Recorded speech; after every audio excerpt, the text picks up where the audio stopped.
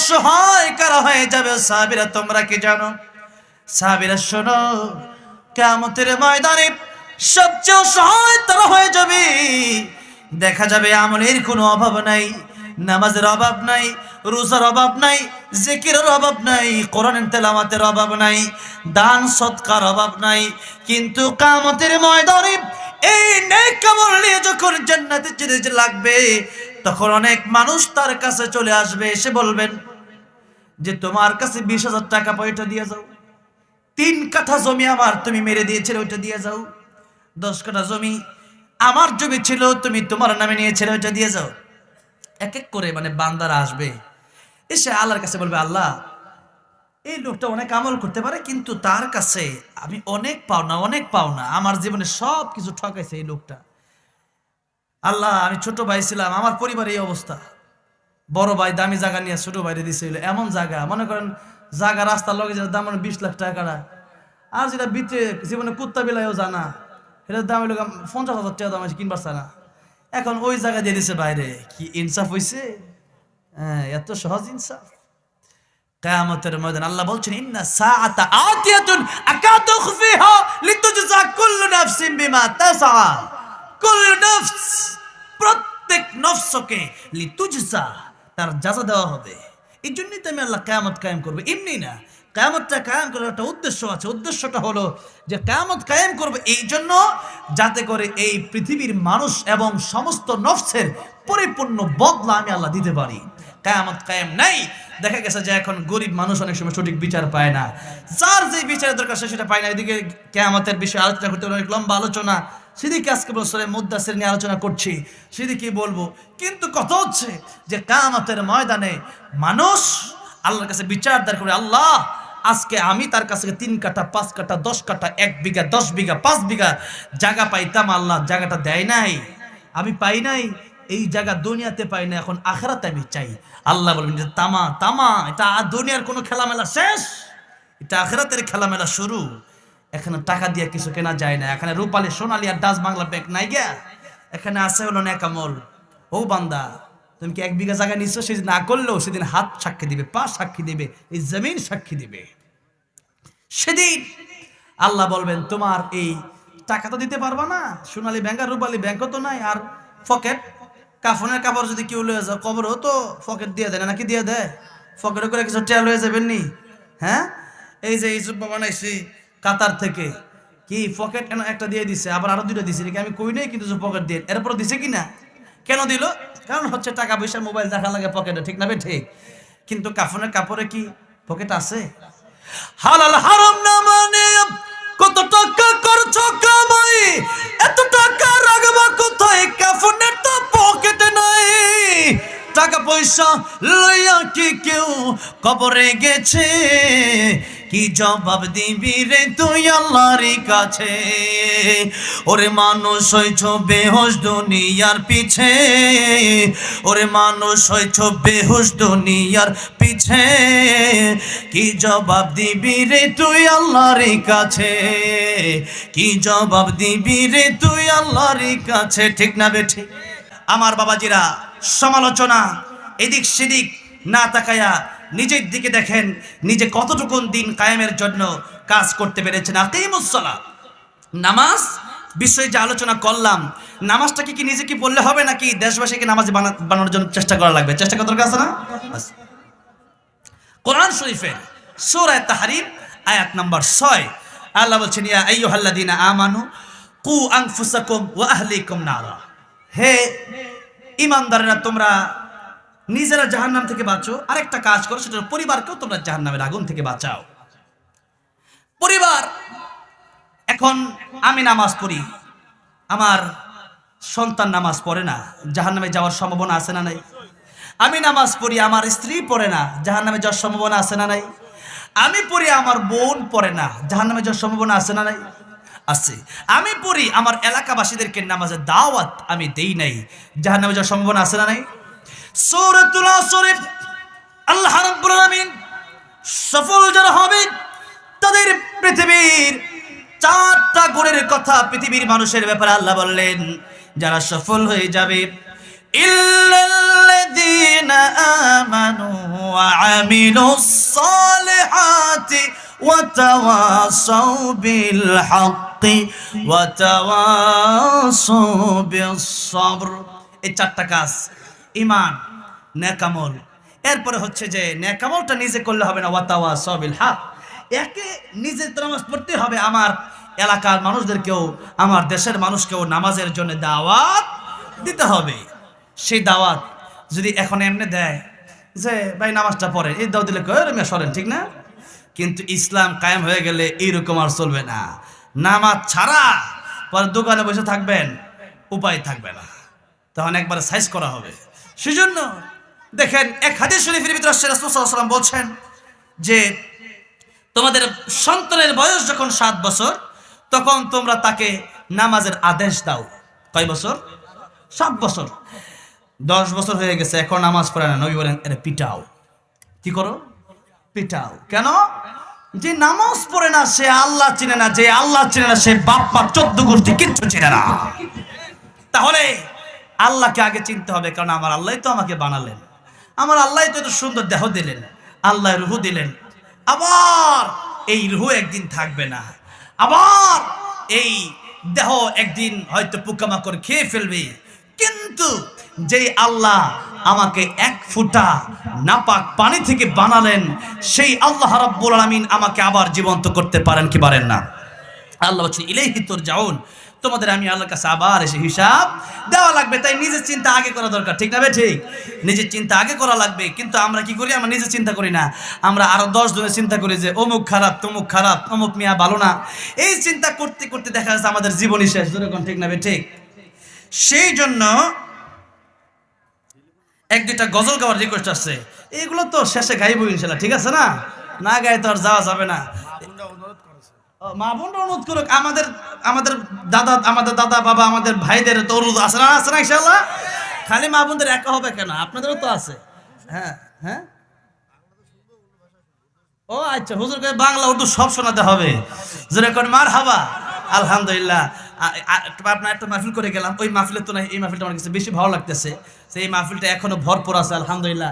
আবার কমিটি খাবারের ব্যবস্থাও করছে, জোরে বলি আলহামদুলিল্লাহ। অনেক খরচ তারপরেও করছে, এটা কিন্তু ভালো। প্রত্যেকটা মাহফিল এরকম রাখা যদি পারা যায় তাহলে রাখা দরকার। কারণ হচ্ছে কত মানুষ সেই 10-15 কিলো 20 কিলো থেকে, এই থানা বাদ দিয়ে আটগড়িয়া থেকে আসছেন কেউ দেখি, হ্যাঁ, আর অন্য থানা থেকে, এই থানা বাদ দিয়ে অন্য থানা থেকে আসছেন কে কে, এরকম কে কে আসছেন? এই সামনে অনেক লোক আছে, তারা অন্য, ওই যে দেখেন ডানে বামে, যাক হাত নামান, আল্লাহ কবুল করেন, বলেন আমিন। অনেক দূর থেকে অনেক মানুষ আসছেন, তাহলে দেখা গেছে যে একটু ক্ষুধা লেগে যায়, তো খাবার ব্যবস্থা করছে, এটা কিন্তু খুব ভালো। হ্যাঁ, আফসুস সালাম ওয়া আতঈমুত তাআম, যে মানুষকে সালাম দাও আর মানুষকে বেশি বেশি খাওয়াও, তাতে কি হবে? জান্নাতের পথ সহজ হবে। যেরকম সুবহানাল্লাহ, আরামের সাথে শান্তির সাথে জান্নাতে প্রবেশ করো, যেরকম সুবহানাল্লাহ হাদিস। সেই জন্য খাওয়ানো, মানুষকে খাওয়াইলে কমে না, বরং আমি যখন আসতেছিলাম আজকে যে আপনাদের এই চাটমোহর দিয়া, কত নেতা কর্মী যে হোটেলে ঢুকছে, 7 হোটেলে, এরপরে ওলামা কেরাম ঢুকছে, বিল কোনোভাবে আমরা দিতে দিল না। তো আমি বিল দিতে, আলিয়াদুল উলিয়া খায়রুম মিন আলিয়াদিস সুফলা, উপরের হাত নিচের হাত থেকে অনেক উত্তম।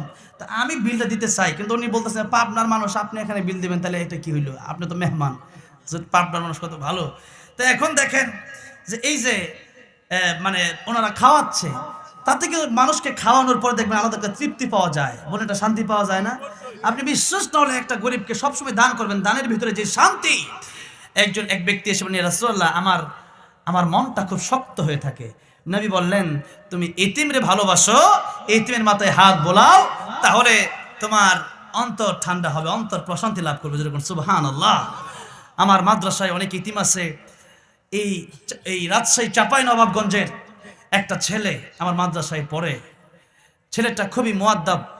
এই ছেলেটা এই তো গত 2-3 মাস হবে দাদা মারা গেছে। বন্ধটা দেওয়ার আগেই, মানে এই মাদ্রাসা, আজকে আমাদের মাদ্রাসা খোলা হলো দ্বিতীয় সময় পরীক্ষার বন্ধের পর, সেই ছেলেটা 1-2 মাস পার হতেই, দাদা তো মারা গেছে, 1-2 মাস পার হতেই তার বাবাও মারা গেছে। তো আমার মাদ্রাসার এখন বেতন তো অনেক বেশি, তারপর অনেকেই 6-7 হাজার টাকা 8,000 টাকা বেতন দেয়। তা আমি বললাম, তোমাকে 1 টাকাও দেওয়া লাগবে না, আমি তারা আরো 500 টাকা আজকে দিয়ে আসছি। মানে তাদেরকে ভালোবাসতে যে কি শান্তি অন্তরে থাকে, ওইটা যারা ভালোবাসে এতিমকে তারাই ভালো জানে। আর নবী বলেন যারা এতিমকে ভালোবাসবে, আমি নবী এই যে দুইটা আঙ্গুল যত কাছাকাছি, আমি নবী আর সেই ব্যক্তি এত কাছাকাছি জান্নাতে থাকবো। সুবহানাল্লাহ। সেই জন্য এতিমদের মাথায় হাত বোলাবেন, এতিমদেরকে ভালোবাসেন, যতগুলো চুল থাকবে মাথায় ততগুলো সব আপনাকে আল্লাহ দিয়ে দিবেন একবার হাত বোলালে। এই এতিমদেরকে ভালোবাসবেন, গরিব মানুষকে ভালোবাসবেন, মিসকিনদেরকে ভালোবাসবেন, মানুষকে খাওয়াবেন, এতে আপনার অন্তরে যে প্রশান্তি পাবেন ওইটা কোটি টাকা দিয়েও পাওয়া যাবে না। ওটা শান্তি, এটা কিন্তু টাকা পয়সার বিষয় নয়।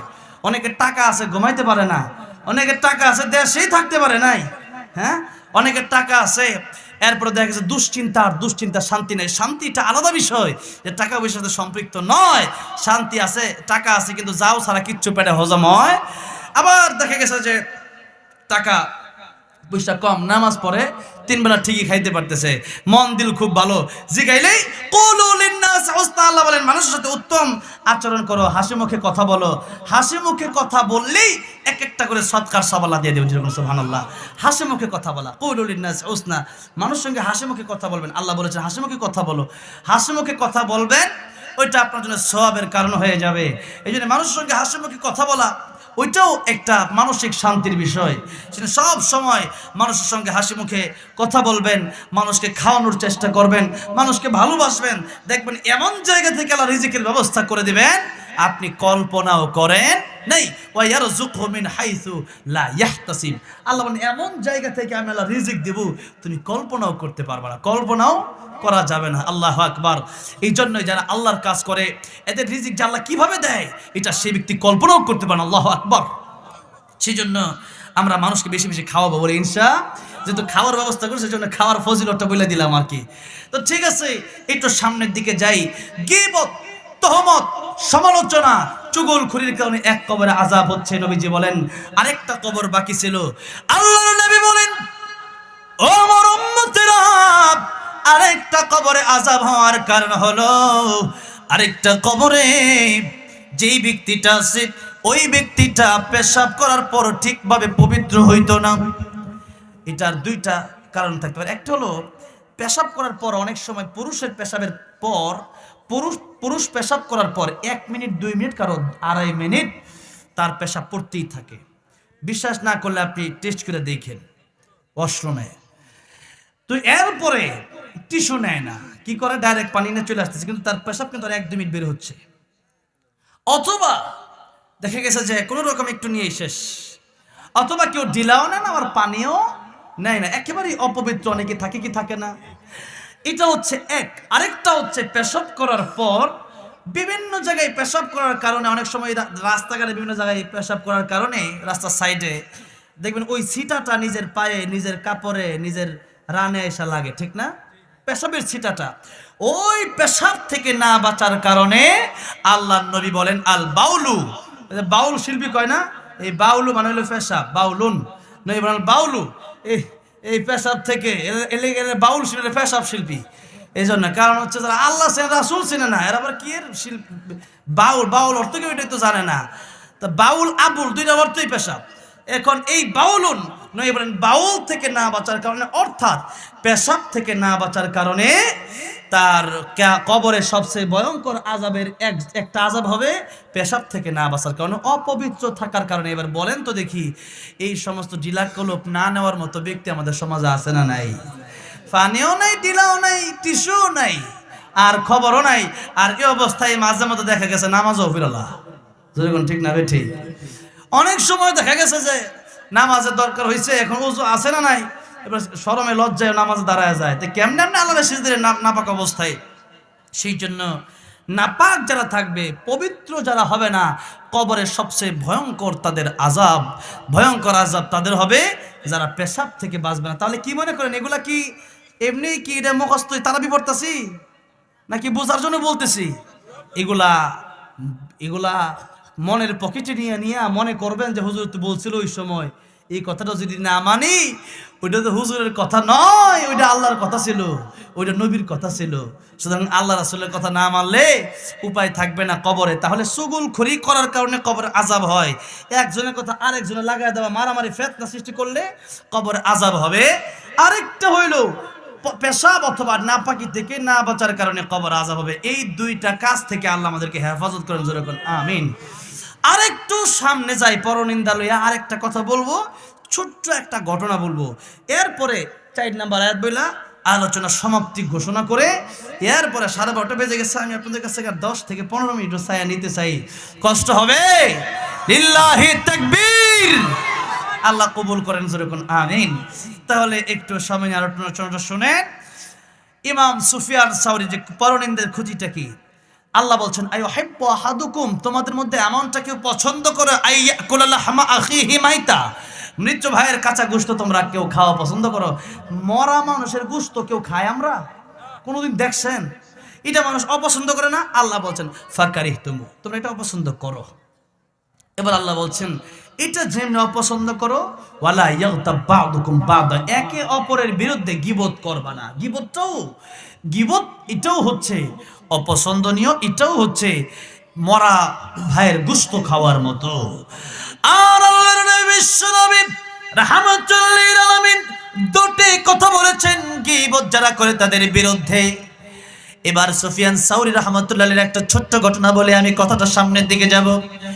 ইমাম সুফিয়ান সাউরি রাহমাতুল্লাহি আলাইহি তিনি একদিন তার খাদেমকে ডাকলেন, খাদেমকে ডেকে বললেন, খাদেম শোনো, কিছু টাকা পয়সা তোমার আমি হাদিয়ে দিলাম, কিছু হাদিয়া তোহফা তোমার আমি দিলাম, এই হাদিয়া তোহফা তুমি তারে দিয়ে আসবা যে ব্যক্তি আমার বিরুদ্ধে গীবত করে। খাদেম বলেন, হুজুর আমি আপনার খেদমত করি, আমি আপনাকে হেল্প করি, আমাকে না আপনি হাদিয়া দিতে পারেন? আপনি তারে দিলেন যে ব্যক্তি আপনার ঘর বিরোধী, আপনার ব্যাপারে বড্ড গীবত সে প্রতিনিয়ত করতে থাকে। হুজুর বললেন, ও খাদেম শোনো, আল্লাহর নবী বলেছেন কিয়ামতের ময়দানে গীবতকারী আমার যত উপকার করবে, এত বড় উপকার আমার মা বাবাও আমার জন্য করবে না। ইয়াউমা ইয়াফিরুল মারউ মিন আখিহি ওয়া উম্মিহি ওয়া আবিহি ওয়া সাহিবাতিহি ওয়া বানিহি, কিয়ামতের ময়দানে ভাই ভাইয়ের কাছ থেকে পালায়ন করবে, মা বাবা তার সন্তানের কাছ থেকে পালায়ন করবে, স্বামী তার স্ত্রী থেকে পালায়ন করবে, স্ত্রী তার স্বামী থেকে পালায়ন করবে। এটার নজির আপনারা কিছুদিন আগেই দেখেছেন। ভূমিকম্প যখন শুরু হয়ে গেল, সিসি ফুটেজে দেখা গেছে সন্তান রেখে বাবা দৌড় দিচ্ছে দোকান থেকে, ঠিক না বেঠে? সেই কিয়ামতের ময়দানের নমুনা আল্লাহ দৌড়ে হাতে দেখিয়ে দিয়েছেন। আর সূরা জিলজালে এসেছে, ইদা জুলজিলাতিল আরদু জিলজালাহা ওয়া আখরাজাতিল আরদু আথকালাহা ওয়া ক্বালাল ইনসানু মা লাহা। এই ভূমিকম্পের মাধ্যমে আল্লাহ কিয়ামত শুরু করবেন। যখন এই পৃথিবী প্রকম্পিত হবে, আল্লাহ যখন এই পৃথিবীকে কাঁপাবেন, তখন আখরাজাতিল আরদু আথকালাহা, এই পৃথিবী থেকে সব বোঝাগুলো বের হয়ে যাবে, সব সম্পদগুলো বের হয়ে যাবে। মানুষ বলবে ক্বালাল ইনসান, তখন মানুষ বলে মা লাহা, এটা কি হলো, এটার এই পৃথিবীর কি হলো যে এরকম কাঁপতেছে আর এই দুনিয়া সব বের হয়ে যাচ্ছে, এটা এরকম কি শুরু হলো, এটা পাহাড় তোলার মতো উঠতে থাকবে। তা মানুষ কি হলো এটা, এই কথাটা কয়েকদিন আগেই ভূমিকম্প যখন হয়েছে তখন বলছে না? এই ভূমিকম্প হয় 4টা গুনার কারণে ভূমিকম্প নেমে আসে। একটা হচ্ছে গান বাজনা, আরেকটা হচ্ছে নর্তকীর নাচানাচি, আরেকটা হচ্ছে মাদক, আরেকটা হচ্ছে জিনা। এই 4 কারণে ভূমিকম্প হয়, আযাব হয়, গজব আসে। সেই জন্য এই 4 কাজ আমরা করব না, বলি ইনশাআল্লাহ। তাহলে গীবত যে ব্যক্তি করে, ইমাম সুফিয়ান সাউরি রাহমাতুল্লাহ আলাইহি বলছেন আমার মা বাপের চেয়ে বেশি উপকার করলো। আল্লাহর নবী বলেছেন কেন? দেখেন, মা বাবা তারা হচ্ছে অমূল্য সম্পদ। নবী বলেন মা আর বাবার দিকে এক একবার তাকাবা, আল্লাহ তোমাকে এক একটা কবুল হজের সওয়াব দান করবেন। আর তো জোরে কোন সুবহানাল্লাহ। কবুল হজের সওয়াব মিলে, একটি হজের সওয়াব মিলে, মাকে একবার দেখিলে মা কেন এত দামি জানে না সকলে, মা কেন এত দামি জানে না সকলে। কবুল হজের সবে মিলে বাবাকে একবার দেখিলে বাবা কেন এত দামি জানে না সকলে বাবা কেন এত দামি জানে না সকলে ঠিক না বেঠে সাহাবী বললেন ইয়া রাসূলুল্লাহ মার বাবার দিকে যদি 100 বার তাকাই আল্লাহ কয়টা কবুল হজের সওয়াব দেবেন নবী বললেন সাহাবী রে মা আর বাবার দিকে 100 বার তাকালে আল্লাহ রাব্বুল আলামিন 100 কবুল হজের সওয়াব দিয়ে দিবেন আপনি মার বাবার দিকে তাকাতে তাকাতে ক্লান্ত হতে পারেন আমার আল্লাহ রাব্বুল আলামিন সওয়াব দেওয়ার বেলায় তিনি কোনো ক্লান্ত হবে না মায়ের চোখে ঝরলে পানি আল্লাহর আরশ কাঁপা যায় কান্দে না যেন মায় কান্দে না যেন মায় মা আর বাবা তাদের হকগুলো আল্লাহ কোনোদিন নিজে মাফ করবে না মা বাবাকে যদি কেউ কষ্ট দেবে হুমা জান্নাতুকা হুমা নারুকা মা বাপরে খুশি করো তো জান্নাতের পথ খুলে যাবে মা বাপকে কষ্ট দিবা তো জাহান্নামের পথ খুলে যাবে তাহলে কি মনে করেন মা বাবার দাম কম না বেশি অনেক বেশি ওয়াকাদা রাব্বুকা আল্লা তা'বুদু ইল্লা ইয়াহু ওয়া বিল ওয়ালিদাইনি ইহসানা আল্লাহর ইবাদতের পরে আল্লাহ কার খেদমত করতে বলছেন মা বাবার খেদমত করতে বলছেন সেই মা বাবার চাইতে বেশি উপকার আবার কে করে সুফিয়ান সাওরি বলতেছেন তাকে কেন হাদিয়ে দিচ্ছি আমি শোনো আমার মা আর বাবা আমাকে এত উপকার কিয়ামতে করবে না কারণ কিয়ামতের ময়দানে এত আপন মা বাবাও ভয় ভয় যে আমার সন্তান যদি আজকে আমাকে ধরে তোমার নেকিগুলো আমার দিয়ে দাও তাহলে আমার কিয়ামতের ময়দানে আজকে কোথায় যাব একটা নেকি আমি দিতে রাজি না সেজন্য পালাবে দৌড়াবে ভাগবে ইয়াফিরুল মারউ মিন আখি ভাই ভাগবে ওয়া উম্মিহি ওয়া আবি মা বাবা সবাই ভাগবে আল্লাহ বলেছেন কোরআনে আর সেটা দুনিয়াতেই বাস্তবায়ন হয় মানুষ যখন নৌকার যখন ডুবে যায় লঞ্চ ডুবে যায় কেউ কাউরে চেনে না এক পরিবারের বহু লোক তখন সন্তান চেনে না সন্তান মরে যায় আমি বাঁচি এরপরে অনেক যদি যুবক সন্তান হয় মা যদি থাকে মা কই গিয়া কই ডুবে গেছে আর খোঁজ খবর সে আগে বাচ্চা পার হয় আগুন লেগে গেছে আগুন লেগে যাওয়ার পরে কে ঘর থেকে বের হলো আর কে বের হলো ওইটা দেখে না আমি আগে নিজের জানলে পালাই এই দিন এই আগুনকে যদি এই ভয় পায় এই পানিকে যদি এত ভয় পায় এই ভূমিকম্পকে যদি এত ভয় পায় যেদিন পৃথিবীর সমস্ত পাহাড় তোলারানে উঠতে থাকবে আকাশ যেদিন আসমান যেদিন ভেঙে চুরমার হয়ে যাবে বিল্ডিংও যেদিন ছোট ছোট বালু কণার মতো হয়ে যাবে সেই দিন পৃথিবীর কি অবস্থা হবে এই পৃথিবীটা আল্লাহ তামা বানায় দিবেন মাথার অর্ধেক হাত উপরে সূর্য থাকবে 50,000 বছর কানা মিকদারহু 50 আলফ সানাতিন মিম্মা তাউদ্দুন আল্লাহ কোরআনে আল্লাহ বলেন 50,000 বছর হবে এত লম্বা সময় মানুষ দিক বিদিক হয়ে যাবে উলঙ্গ হয়ে দৌড়াবে আম্মা জান আয়েশা বলেন ইয়া রাসূলুল্লাহ মানুষের লজ্জা হবে না নবী বললেন আয়েশা মানুষ নিজেকে নিয়ে চিন্তা করতে কোনো দিশা পাবে না কে আরেকজনের চিন্তা মানুষ কখন করবে সেই দিন মা বাবা সন্তান থেকে ভাগবে পালায়ন করবে এটা কি খুব অস্বাভাবিক বিষয় না স্বাভাবিক বিষয় স্বাভাবিক একটা বিষয় সেই কিয়ামতের ময়দানে মা বাবা ভাগবে আর এবার আরেকটা হাদিস বলেই আলোচনা আমি ইতি টানার চেষ্টা করব আল্লাহর নবী বলেন কিয়ামতের ময়দানে সবচেয়ে অসহায় কারা হয়ে যাবে সাহাবীরা তোমরা কি জানো সাহাবীরা শোনো কিয়ামতের ময়দানে সবচেয়ে অসহায় তারা হয়ে যাবে দেখা যাবে আমলের কোনো অভাব নাই নামাজের অভাব নাই রোজার অভাব নাই জিকিরের অভাব নাই কোরআনের তেলাওয়াতের অভাব নাই দান সদকার অভাব নাই কিন্তু কিয়ামতের ময়দানে এই নেক আমল নিয়ে যখন জান্নাতে যেতে লাগবে তখন অনেক মানুষ তার কাছে চলে আসবে এসে বলবেন যে তোমার কাছে 20,000 টাকা পয়সা দিয়ে যাও 3 কাঠা জমি আমার তুমি মেরে দিয়েছিলে ওইটা দিয়ে যাও 10 কাঠা জমি আমার জমি ছিল তুমি তোমার নামে নিয়েছিলে ওইটা দিয়ে যাও এক এক করে মানে বান্দারা আসবে এসে আল্লাহর কাছে বলবে আল্লাহ এই লোকটা অনেক আমল করতে পারে কিন্তু তার কাছে আমি অনেক পাওনা আমার জীবনে সব কিছু ঠকাইছে এই লোকটা আল্লাহ আমি ছোট ভাই ছিলাম আমার পরিবারে এই অবস্থা বড় ভাই দামি জায়গা নিয়ে ছোট ভাইরে দিছিল এমন জায়গা মনে করেন জায়গা রাস্তার লগে দাম 20 লাখ টাকা আর যেটা ভিতরে জীবনে কুত্তা বিলাইও জানা, এটার দাম হইল 50,000 টাকা দাম আছে, কিনবার চায় না। এখন ওই জায়গা দিয়ে দিছে বাইরে। কি ইনসাফ হইছে? হ্যাঁ, এত সহজ ইনসাফ। কিয়ামতের ময়দান আল্লাহ বলছেন, ইন্না সাআতা আতিয়াতুন আকাদু খুফিহা লিতুজজা কুল্লু নাফসিন বিমা তাসআ। কুল্লু নাফস, প্রত্যেক নফসকে লিতুজজা, তার যাজা দেওয়া হবে। এই জন্যই তো আমি আল্লাহ কিয়ামত কায়েম করবো, এমনি না। কিয়ামতটা কায়েম করার একটা উদ্দেশ্য আছে। উদ্দেশ্যটা হলো যে কিয়ামত কায়েম করবে এই জন্য, যাতে করে এই পৃথিবীর মানুষ এবং সমস্ত নফসের পরিপূর্ণ বদলা আমি আল্লাহ দিতে পারি।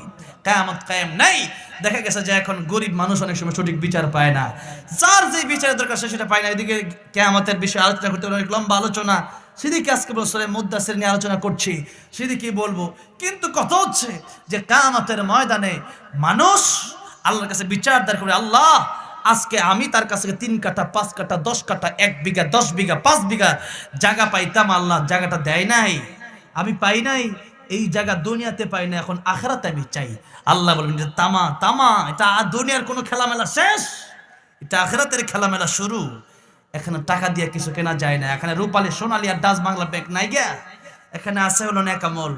ও বান্দা, তুমি কি 1 বিঘা জায়গা নিচ্ছ, সেদিন না করলেও সেদিন হাত সাক্ষী দিবে, পা সাক্ষী দিবে, এই জমিন সাক্ষী দিবে। সেদিন আল্লাহ বলবেন তোমার এই টাকা তো দিতে পারবা না, সোনালী ব্যাংক আর রূপালী ব্যাংকও তো নাই, আর পকেট কাফনের কাপড় যদি কেউ লয়ে যায় কবরও তো পকেট দিয়ে দেয় না, নাকি দিয়ে দেয়? পকেটে করে কিছু টেল হয়ে যাবেন নি? হ্যাঁ, এই যে এই জুব্বা বানাইছি কাতার থেকে, কি পকেট একটা দিয়ে দিছে, আবার আরো 2টা দিছে, নাকি আমি কই নাই, কিন্তু পকেট দিয়ে এরপর দিছে কিনা? কেন দিল? কারণ হচ্ছে টাকা পয়সা মোবাইল দেখা লাগে পকেটে, ঠিক না বে ঠিক? কিন্তু কাফনের কাপড়ে কি পকেট আছে? হালাল হারাম না মানে কত টাকা খরচ কামাই, এত টাকা রাখবা কোথায়, কাফনের তো পকেটে নাই। টাকা পয়সা লইয়া কি কেউ কবরে গেছে, কি জবাব দিবি রে তুই আল্লাহর কাছে? ওরে মানুষ হইছ বেহুশ দুনিয়ার পিছে, ওরে মানুষ হইছ বেহুশ দুনিয়ার পিছে, কি জবাব দিবি রে তুই আল্লাহর কাছে? কি জবাব দিবি রে তুই আল্লাহর কাছে? ঠিক না বেঠি? রাত দিন দৌড়া দৌড়ে বিশ্রামের সুযোগটা নাই, নামাজ রোজা দূরের কথা, আল্লাহর নামটা মুখে নাই। টাকা পয়সা লইয়া কি কেউ কবরে গেছে, কি জবাব দিবি রে তুই আল্লাহর কাছে? ওরে মানুষ হইছ বেহুশ দুনিয়ার পিছে, ওরে মানুষ হইছ বেহুশ দুনিয়ার পিছে, কি জবাব দিবি রে তুই আল্লাহর কাছে?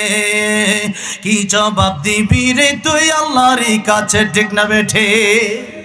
কাফনের পকেট নেই, আবার কিয়ামতের ময়দানে ডাচ বাংলা ব্যাংকও নাই, সোনালী ব্যাংকও নাই, রূপালী ব্যাংকও নাই, কোনো ব্যাংক নাই। টাকা পয়সা আছে নাই, কি আছে? নেকামল। যেরকম কি আছে? তাই নবী এক হাদিস শরীফের ভিতরে বলেছেন, তোমার 3 ভাই, প্রত্যেকের 3জন ভাই, 1 আত্মীয় স্বজন, 2 ধন সম্পদ, 3 তোমার নেকামল। কবরে যাওয়ার সময় আত্মীয় স্বজন যাবে না, ধন সম্পদ যাবে না, আরেকটা ভাই তোমার সাথে জান্নাত পর্যন্ত যাবে, ওই ভাইয়ের নাম হলো নেকামল। নেকামল নেকামল, জোরে কোন সুবহানাল্লাহ। তাহলে কি মনে করেন ওই নেকামল নিয়ে যাওয়া দরকার না কবরে? তাই নেকামল জীবনে করলাম না, তাহলে নিয়ে যাবো কেমনে? তাহলে করা তো লাগবে, জোরে কোন ঠিক না বে ঠিক? 3 বার সূরা ইখলাস পড়লে 1 খতম কোরআনের সব, সুবহানাল্লাহ কোন? 1 বার মা আর বাবার দিকে তাকালে 1টা কবুল হজের সব, 100 বার তাকালে 100 সব, 1000 বার তাকালে 1000 কবুল হজের সব। সুবহানাল্লাহ বলে দুনিয়া বুইরা সব হয়। তাহলে এই যে এত ফজিলত, এই যে এত আমলের কথা বলতেছি, এরপরে যদি আমল না করেন তাহলে কি নিয়ে যাওয়া যাবে? আখিরাত কামানো অনেক সহজ, কিন্তু আমরা কামাই না। 3 বার সূরা ইখলাস বললে 1 মিনিট লাগে, এরপর আমরা পড়ি সুবহানাল্লাহ পড়তে লাগে 1 সেকেন্ডও লাগে না, এরপর আমরা পড়ি না। কারণ আখিরাতের প্রতি আমাদের সুদৃঢ় ওইরকম বিশ্বাস নাই। তো যে কথা বলছিলাম, কিয়ামতের ময়দানে দেখা যাবে এমন একজন বলবে আমি 3 কাঠা 5 কাঠা 10 কাঠা জমি পাই, বলতে বলতে বলতে বলতে তখন অনেক লোক হয়ে যাবে। তখন আল্লাহ নবী বলেন, আল্লাহ বলবেন যে তুমি তোমার ন্যাক আমল তারা দিয়ে দাও।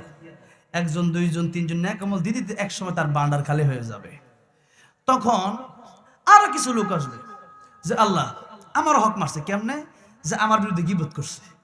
গীবত করা আমার চরিত্র নিয়ে আমার আমার আমাকে নিয়ে আঘাত করা, একজন ব্যক্তি একজন মানুষকে কষ্ট দেওয়া, এই কষ্টটা সে আমাকে দিয়েছে। আয় আল্লাহ আমার নামে গীবত করার কারণে এটা আমার হক নষ্ট করেছে, এই জন্য আজকে আমি তার বদলা চাই। তখন কি হবে? তখন আল্লাহ বলবেন তোমার যার বিরুদ্ধে গীবত করা হয়েছে তোমার গুনাহগুলো তারে দিয়ে দাও। নেক আমল থাকলে তো দিবে, আর নেক আমল যদি না থাকে তখন আল্লাহর পক্ষ থেকে সওয়াব দেওয়া হবে আর গুনাহগুলি তাকে দিয়ে দেওয়া হবে।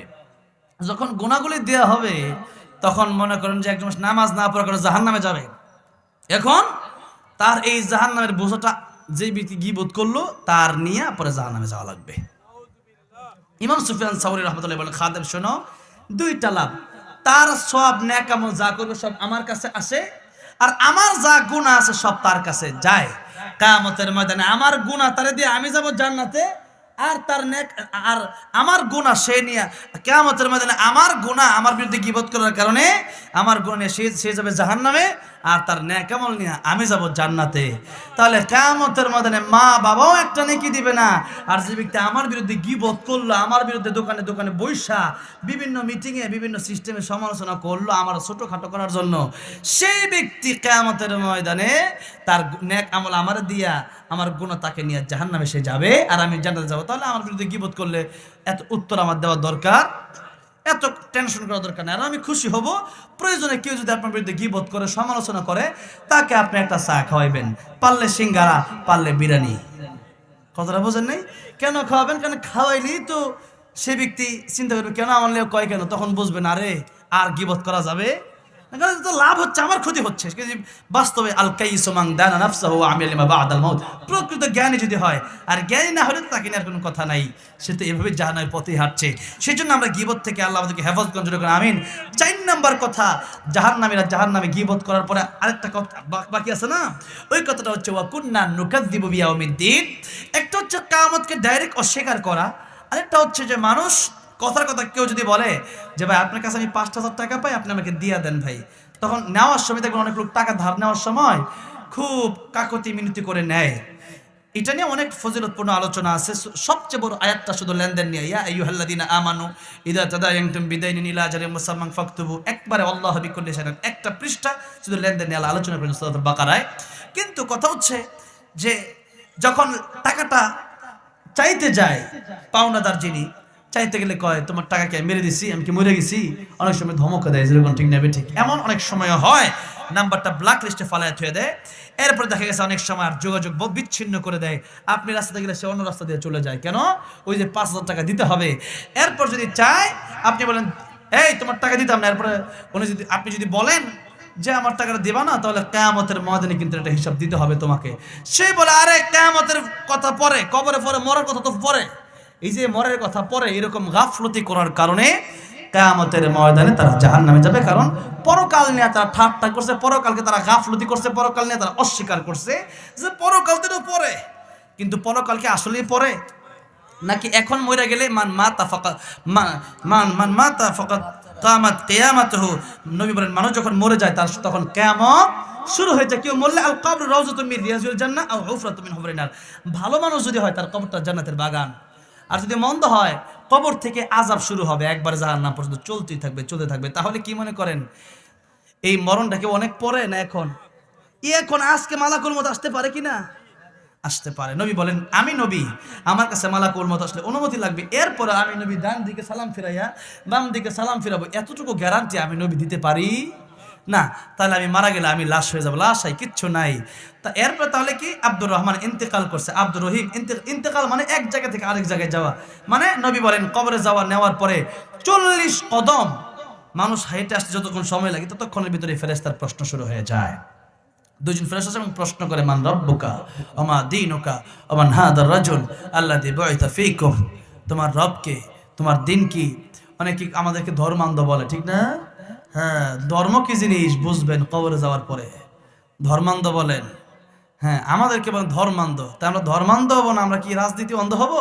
কি অন্ধ হবো? আমরা ধর্মের দিকে তো আমরা অন্ধ হবো, ধর্মের দিকে আমরা মরে যেতে রাজি, ঠিক না বেঠি? কারণ ধর্ম সম্পর্কে কবরে জিজ্ঞাসা করা হবে, তাহলে আমি ধর্ম সম্পর্কে পাগল হব নাকি আপনার লেগে পাগল হবো? সেই জন্যে কবরে যাওয়ার পরে ধর্ম সম্পর্কে জিজ্ঞাসা করবে, চাই ধর্ম আমার আগে, আমার সব কিছুর চাইতে আমার ধর্ম আগে।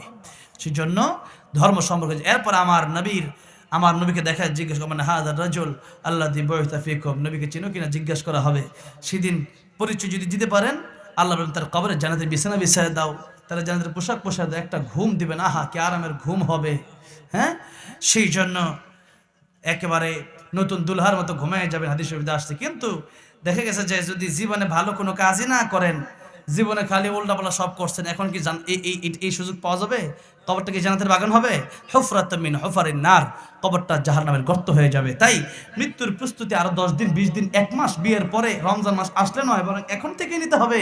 তওবা এখনই করতে হবে। যেদিন পশ্চিম দিকে সূর্য উঠে যাবে আর তওবা কবুল হবে না, যেদিন নাকি আমার আপনার মৃত্যুর গড়গড়া শুরু হয়ে যাবে আর তওবা কবুল হবে না। তাই মৃত্যুর যন্ত্রণা শুরু হওয়ার আগেই তওবা করা লাগবে, এখনই তওবা করে ভালো হয়ে যেতে হবে। পশ্চিম দিকে সূর্য ওঠার আগেই, এখনো পশ্চিম দিকে সূর্য উঠে নাই, কিয়ামত উঠবে, এটা যে কোনো সময় উঠতে পারে। এই জন্য যে উঠে নাই, যেহেতু এখনো সময় আছে, এখন তওবা করতে হবে, না করলে উপায় নাই। পরকালে সব কিছুর বদলা আমাদেরকে আল্লাহ দিবেন। যেমন করব, ফামাই ইয়ামাল মিসকালা যারাতিন খায়রান ইয়ারা ওয়া মাই ইয়ামাল মিসকালা যারাতিন শাররান ইয়ারা, ভালো করলে সেটাও আল্লাহ দিয়ে দিবে। এই সূরার একটা নাম সূরাতুল জিলজালা, একটা নাম সূরাতুল জামিআ, যে দুনিয়া এবং আখিরাত উভয়টা চলে আসছে কেবলমাত্র দুইটা আয়াতে। ফামাই ইয়ামাল মিসকালা যারাতিন খায়রান ইয়ারা, ভালো করবেন তো ভালো পাবেন, ওয়া মাই ইয়ামাল মিসকালা যারাতিন শাররান ইয়ারা, খারাপ করবেন তো খারাপ এটাও দেখতে পারবেন। সুতরাং যা করবেন তাই কিন্তু আপনার সামনে অপেক্ষা করছে। এই দিন নয়, আরো দিন আছে, এই দিন নিয়ে যাবে সেই দিনের কাছে। তাহলে যে কথা বলছিলাম, জাহান্নামীরা জাহান্নামে যাবে স্পেশালি কয়টা কারণে? 4টা কারণে। অনেক কারণে যাবে, কিন্তু এর মধ্যে এখানে আল্লাহ উল্লেখ করেন 4টা। 1 নাম্বার কি না পড়ার কারণে? বলেন, নামাজ পড়বেন তো ইনশাআল্লাহ। নামাজ নবীজি জীবনের শেষ কথা বলে গিয়েছিলেন, নামাজ।